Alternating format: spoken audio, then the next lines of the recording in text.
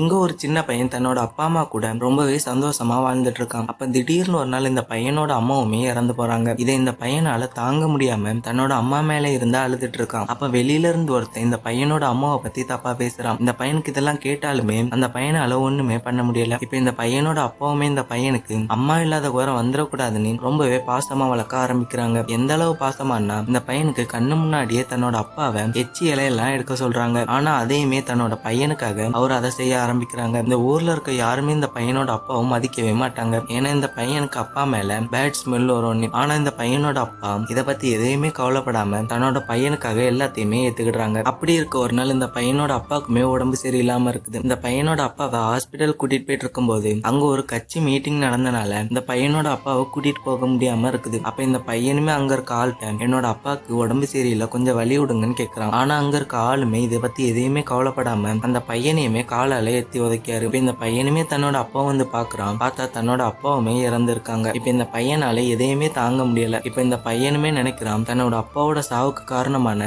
அந்த ஆளை எப்படியாவது பழி வாங்கணும்னு நினைக்கிறான். இந்த பையன் நினைக்கிறது சரியா தப்பான்னு மறக்காம கமெண்ட் பண்ணுங்க. அது மட்டும் இல்லாம யாருக்கெல்லாம் அப்பாவை பிடிக்குமோ அவங்க எல்லாம் மறக்காம நம்ம சேனலையுமே சப்ஸ்கிரைப் பண்ணுங்க.